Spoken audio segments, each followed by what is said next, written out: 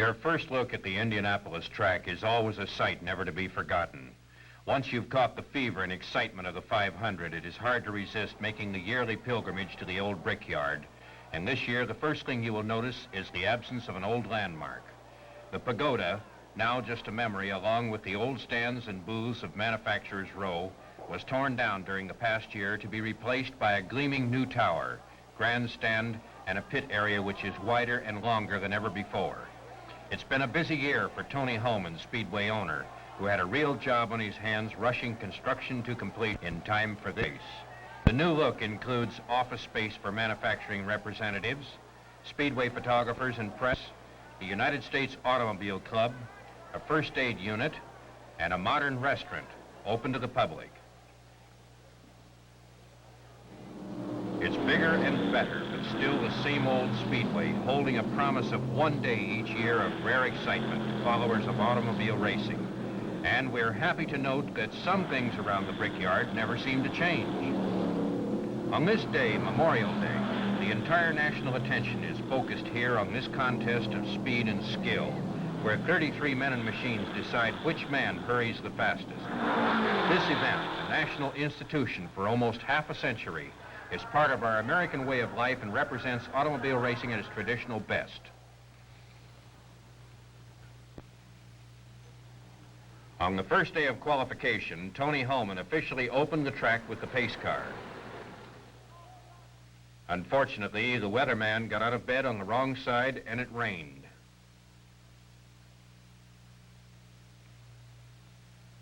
At 3 o'clock, it cleared up enough for 9 men to get into the qualifying runs. Ed Elysian was the first man to boot his car over the line and wound up with the number 7 spot on race day. Eddie Sachs sewed up a position in the first row with a speed of 143.872 miles per hour. Pat O'Connor, who went out of the race last year on his 187th lap, qualified for the pole position.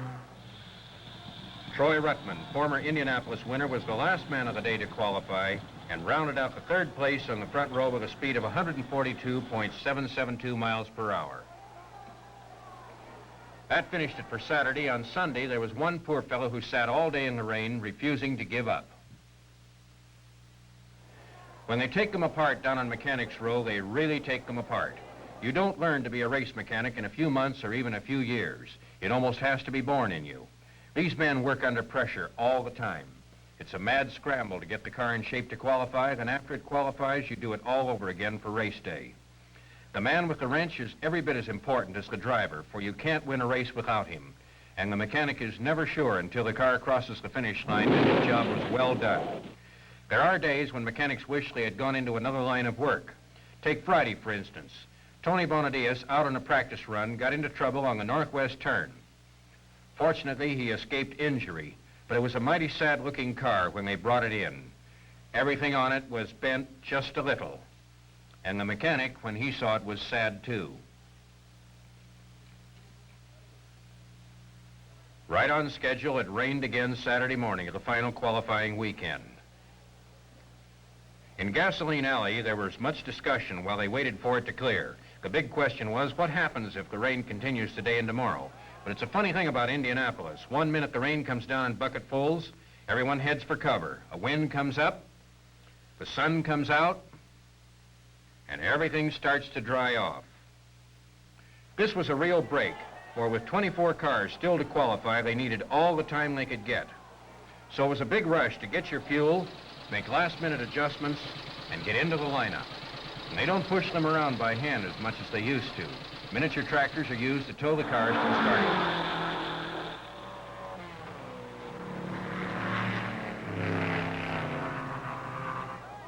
First man out was Jimmy Bryant in car number 1. He assured himself a spot in the 5th row on race day with a speed of 141.188 miles per hour.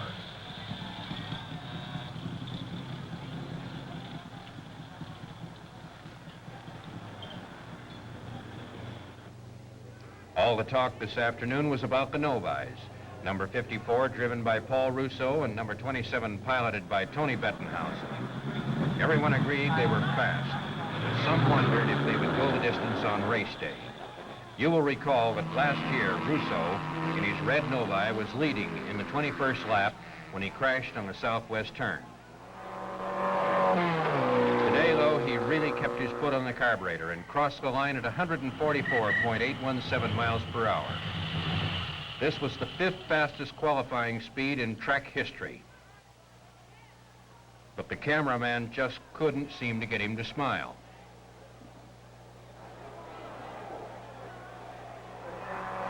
During the afternoon, Judd Larson at the wheel of number 25 apparently decided things were a little too quiet on the south turn.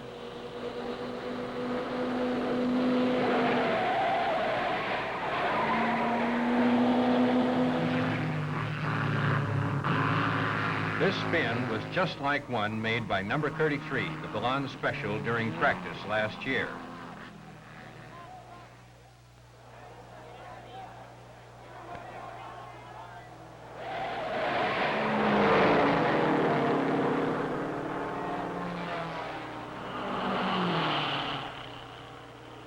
They said the skid was 690 feet long. He came out of it, drove it back into the pits, and later the sponsor, Sandy Belond of Los Angeles, California, pulled it out of the race. This year, however, he's back with a radically new design car, and Sam Hanks at the wheel. He qualified easily at 142.812 miles per hour.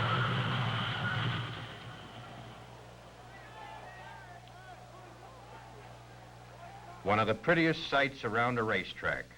A clean, fresh, painted car ready to go.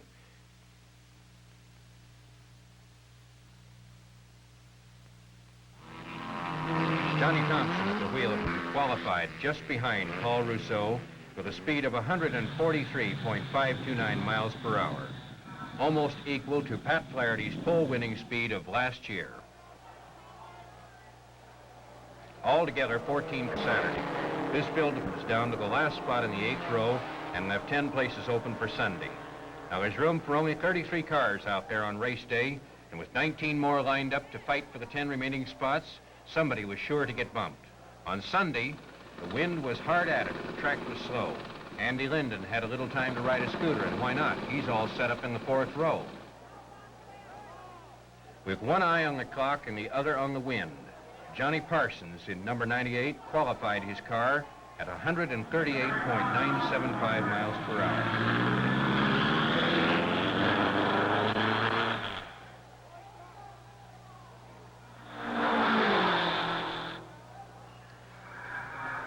Everyone was a little surprised when he took the checkered flag, but sometimes these things are hard to figure. The wind could get worse or it could rain. As it turned out, the wind died down and later qualifiers put Johnny out of the race, and Mr. Agajanian was off the track for the first time in over a decade. Number 27, Tony Bettenhausen, qualified the other Novi at a speed of 142.439 miles per hour, putting both Novis into the field. In order to understand Ray Crawford's problem, it must be understood that, time permitting, drivers may make 3 qualifying attempts, but they must take the checkered flag on the last time out. So here he is with his last chance on the last day of qualifying, trying to make good. One of the tragedies of racing. He missed the last spot by 2/100ths of a second.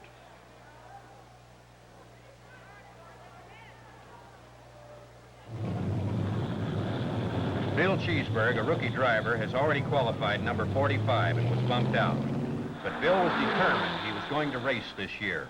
So he got into number 31, a car he had never driven before, and qualified at 141.565 miles per hour, the fastest qualifier of the day.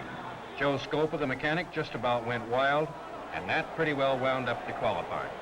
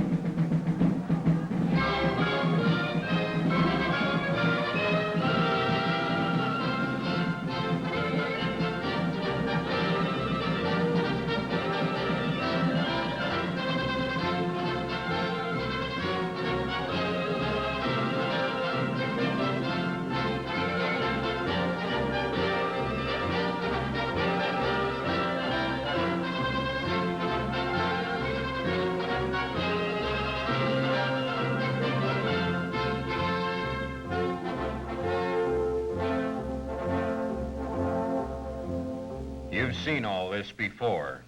Race day at Indianapolis.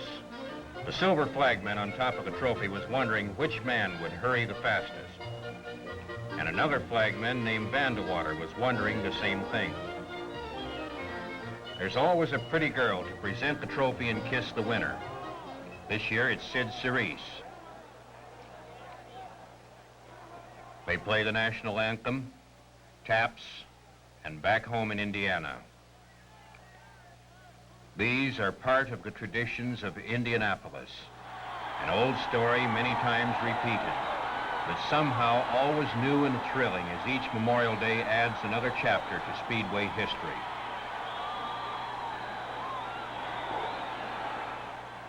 Gentlemen, start your engines.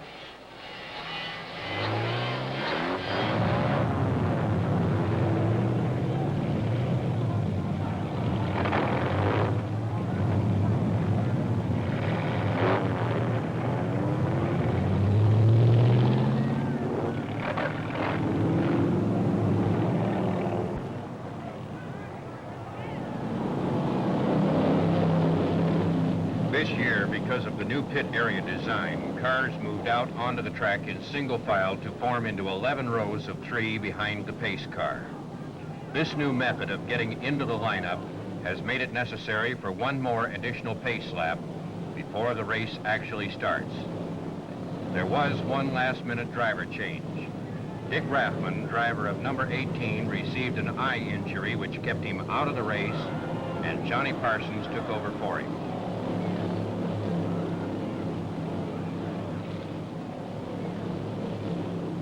Before the race even got underway, there was trouble. On the backstretch, Elmer George in number 23 rammed Eddie Russo in number 55, damaging both cars seriously enough to put them out of the race. Elmer George stayed where he was, but Russo brought his car on around the track and into the pits, with the fuel still running from the punctured tank.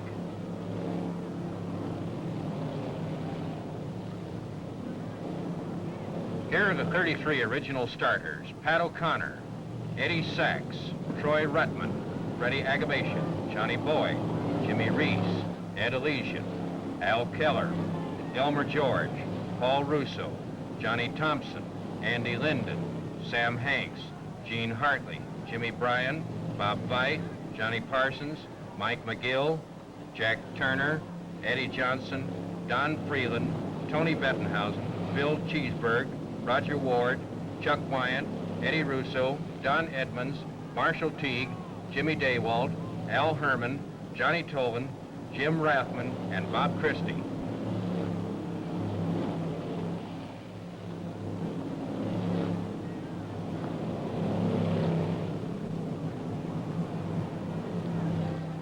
The pace car pulls off. The green flag is out, and it's a clean start for the 31 cars.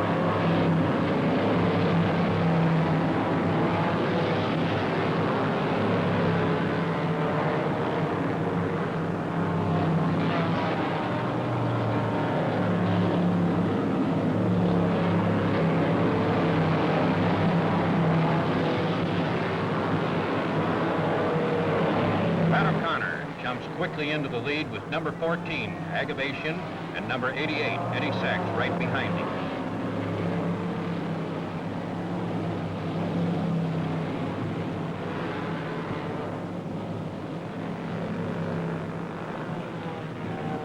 The second lap is a blistering 141 miles per hour. O'Connor kept his lead with Sachs and Agabation juggling for second place.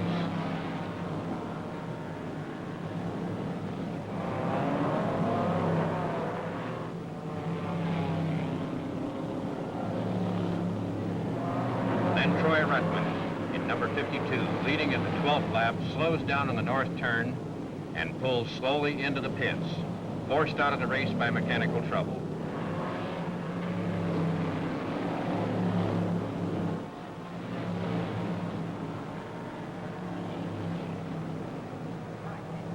All this time, Paul Russo in number 54 has been slowly moving up through the field, and with Ruttman out, blasts into the lead on the 13th lap.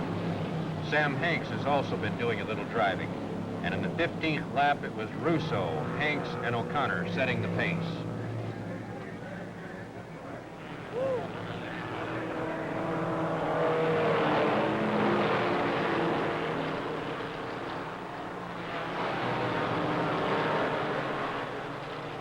There was also a terrific duel going on for the 5th spot between Bettenhausen, Bryan, and Sachs.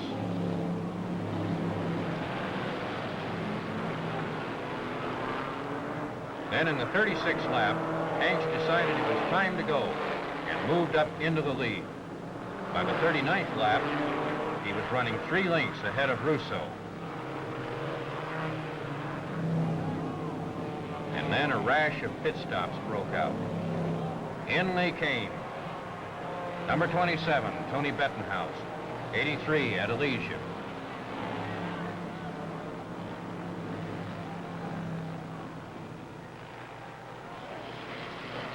Number 54, Paul Russo. 88, Eddie Sachs. Pat O'Connor in number 12 also came in.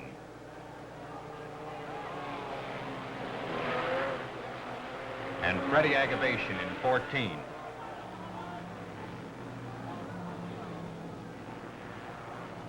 The seconds ticked by, with the pit crews working at top speed. Then just as quickly as they came in, they were gone again.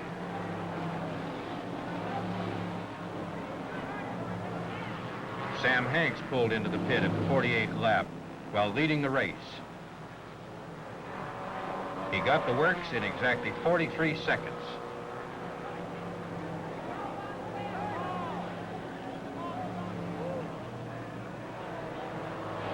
And he's on his way again.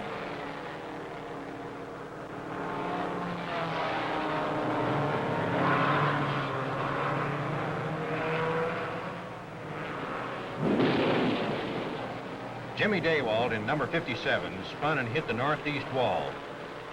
This put the yellow caution flag out, and Daywalt ran across the track, apparently uninjured. But his car looked real tired.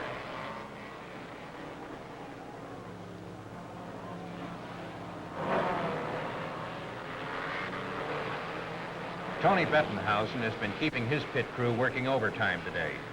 It's the 70th lap, and he's coming in for his 3rd pit stop. He gets a drink, and then tells his troubles to Bill Strop, something about a bent throttle. And he's on his way again after 4 minutes and 28 seconds.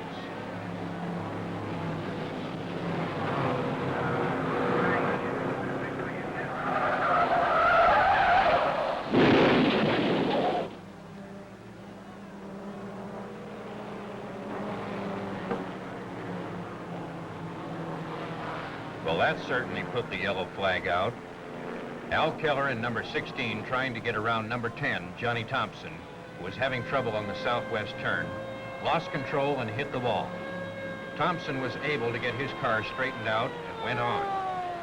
For a moment, the fear of fire grips the heart of the spectators as the guards lift Keller from the car.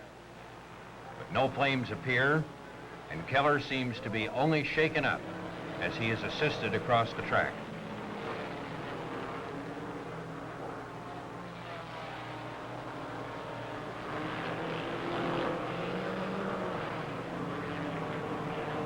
With the caution light on, everyone must maintain their positions. So they all slow down to about 100 miles an hour and take it easy. This is also a good time to make a pit stop if you are needing one. The green flag is out, speed is resumed, and Hanks is leading. Jim Rathman in number 26 has worked his way up from the 11th row into 2nd spot, and Russo is running 3rd.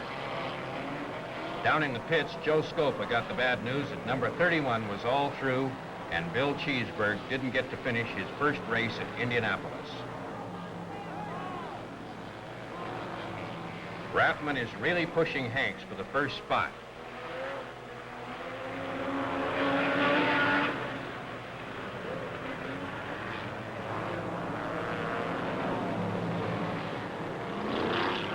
At the halfway point of the race, The new electric scoreboard showed that Hanks was still dominating the show.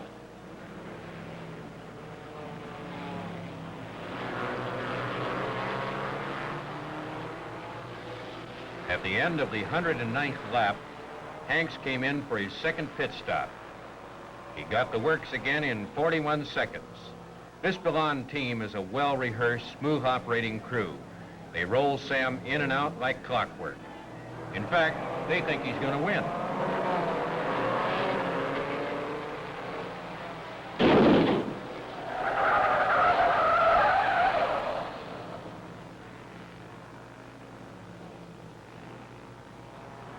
Coming out of the northwest turn, McGill in number 77 struck the outside retaining wall. Al Herman in 89 couldn't get out of the way in time and also crashed into the wall. McGill got out of the wreck with minor back injuries.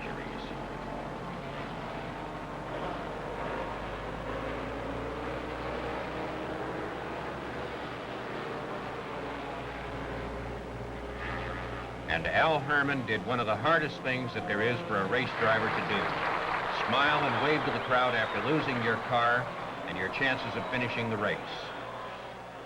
The track is clear and speed resumed at the 121st lap. Hanks was running 4 seconds behind Rathman at this point. So far, the yellow light has been on for a total of 29 minutes and 16 seconds in the race. Hanks, moving into the first spot at the 143rd lap, left Rathman in second and set a new track record of 134.561 miles per hour, breaking Jimmy Bryant's 1954 record of 131.940 miles per hour.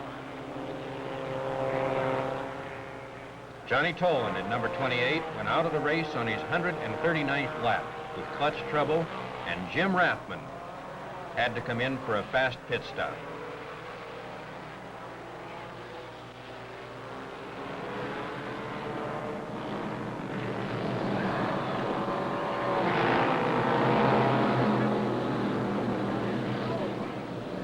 And then in the 157th lap, Hanks came in for his third pit stop.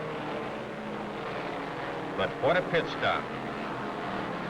Everything in just 34 seconds, giving him a total of 2 minutes in the pit for the entire race.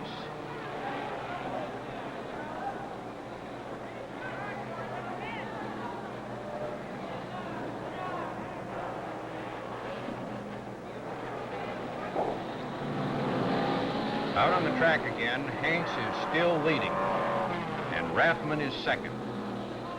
In the pits, Vern Houle keeps chalking up the seconds and laps for Sam to read as he comes by, and Sandy Belond is nursing his stopwatch.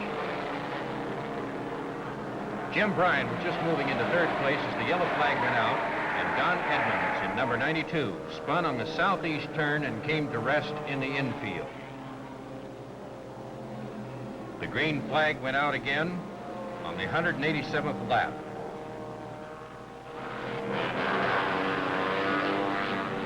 And then it was Hanks by 20 seconds.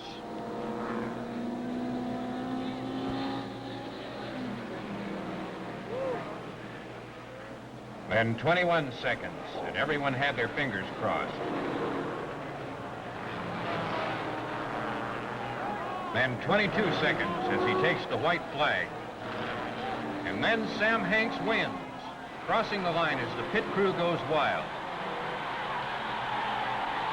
Jim Rathman is second, and George Celaya, owner of number 9, gets congratulated. Jim Bryant takes third, and Paul Rousseau is fourth. And there is more jubilation in Hanks' pit. On his last lap around, Sam received a huge welcome from the crowd.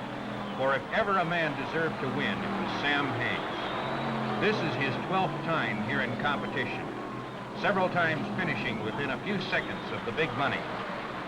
But today, he hung up a new track record and finally became the man who hurried the fastest.